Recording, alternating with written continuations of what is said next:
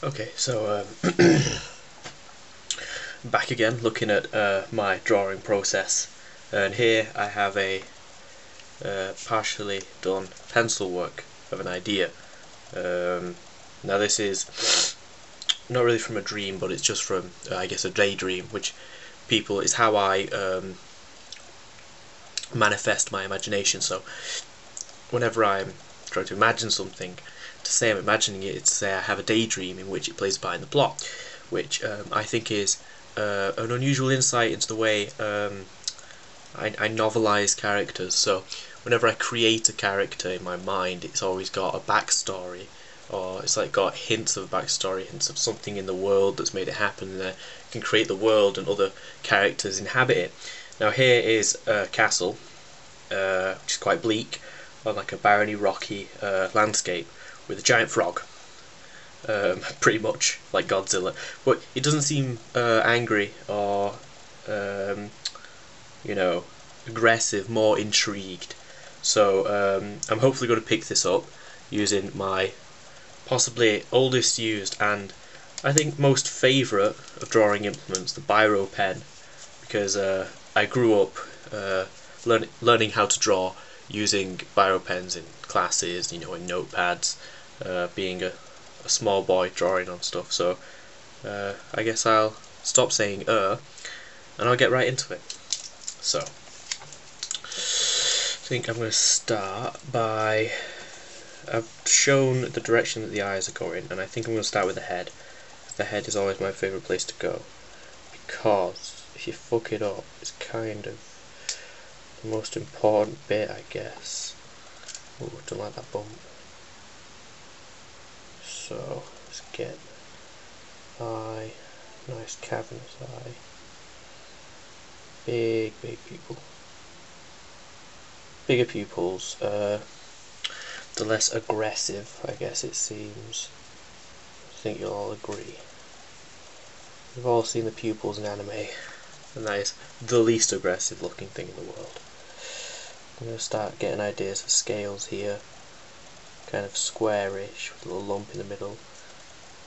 What I started to do now is I've started trying to pick out, rather than give it outlines, I sort of pick out the outlines with the textures of the skin, so scales and stuff like that. So let's next get this big sort of rising tail fin thing. Here we go, let's get another one. And then just sort of cementing that it is, you know, it's an aquatic creature. So it's got these big fins, but quite battle worn, quite old maybe, you know.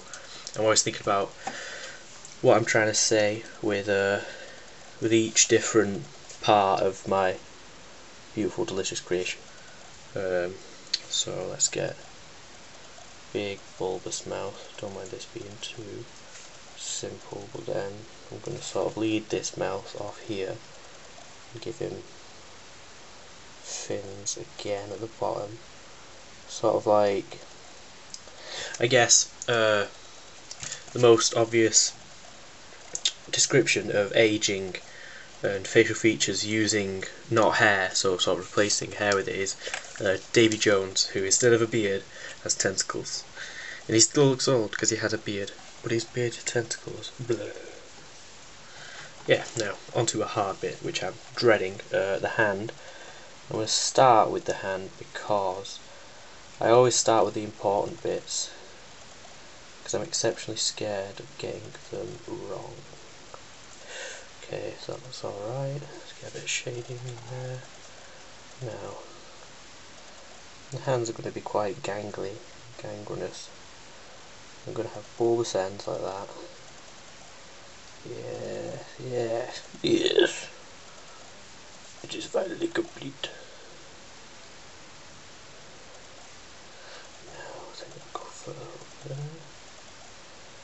Got to start off webbing. There we go. Next finger knuckle, I'm going to be pointing up. Yeah. There we go. Let's try and get finger looking things in there. Bit of detail. Just get the idea of it. So that doesn't look too bad, I don't think. So let's get this bit here. As you can tell, this one's going comparatively well to other stuff I do, because usually I sit here going, fuck, shit, bollocks, fucking bastard, fuck, cunt, fucking asshole talent. I've practiced for years and this is what I get, you bastard of a hand. Is pretty much how it goes.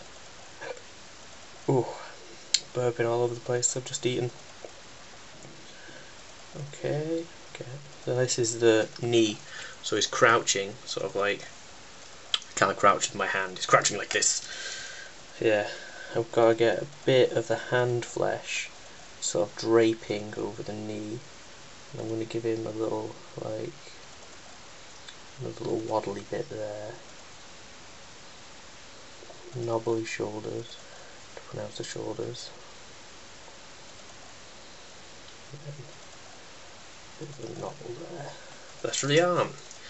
From here, sort of say, that's where that bit goes. Should we give him ears? Do frogs have ears?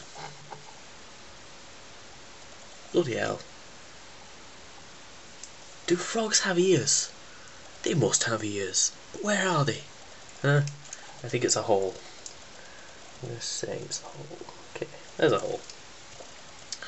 Little a-hole.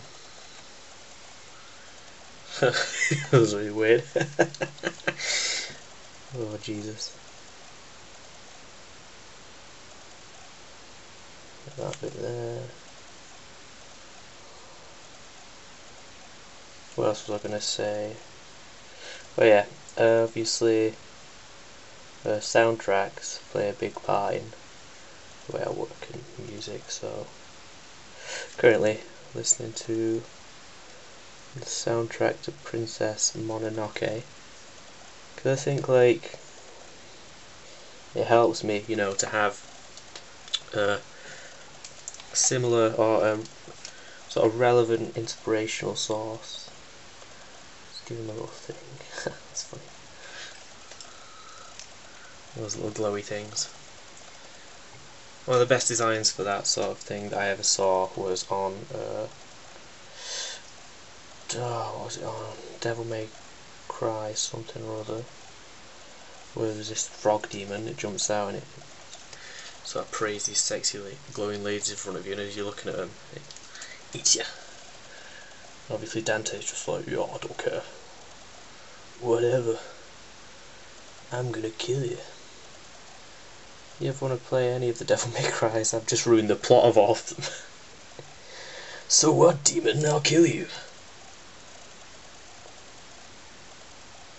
Now, I'm not truthfully sure what's going on here. I think, yeah, that looks kind of alright. Kind of looks like wings.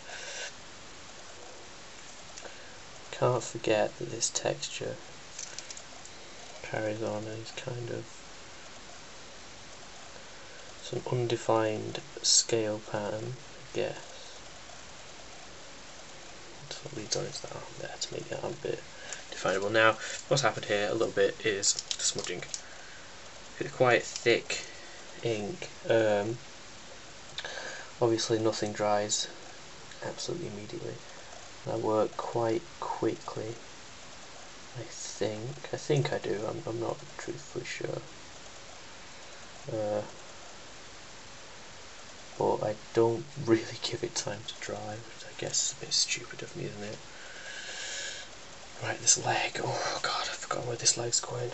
Right, so let's get that big knee joint there, well not knee, shin. Ankle, now there's the ankle.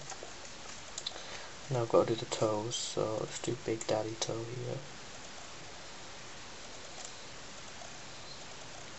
Make sure we get that webbing just right. Another big toe over here. Do webbing. And got your other toe here. Make sure that toe goes under. Make sure the webbing looks like it's not just like coming off nothing. pronounce that ankle joint a bit. I guess when I talk to myself as well, I kind of improve my you know, the style that I do, because I'm sort of vocalizing what I'm thinking. It makes it easier for me to understand what what I want to go on the page. Fully enough, it's terrible, isn't it? I don't understand myself. Now I just sound like some weird angsty teenager. I just don't understand myself. You couldn't understand, Mom. No one understands me, because I'm unique. Oh god, don't take that seriously, Jesus Christ. Okay, so now we've got crouching free. Although it's quite hard to read currently, because there's a lot of detail in there. But often that's just how my work goes. And I'm also not going to completely finish this here because there's going to be a lot of detail. I just thought I'd show you how my depiction of this big, you know, character goes, and how sort of, I guess I'm trying to tell the story of the character through him. Let's get a few marks, a few wounds. So yeah, there he is, I guess. I don't know where I'd really take it from there other than a few more details, but pretty much. Okay, so yeah, the power cut out, but there he is, finished. The thing, well, not finished, but it's in there, and you can kind of, I guess, see the castle there, if you can see it on this surrounding hillside. I've kind of done a bit of grass there to give you the idea. But yeah, that's how the character sort of develops, and I tried to get in as much of the scale as I can, so I draw a few people. I was hoping to have someone looking up at him, but with the size of the castle now, he's actually a lot bigger than I first intended to be, but that's just the way it goes, I guess. So, yep, there's that, and I'll post up the finished one soon.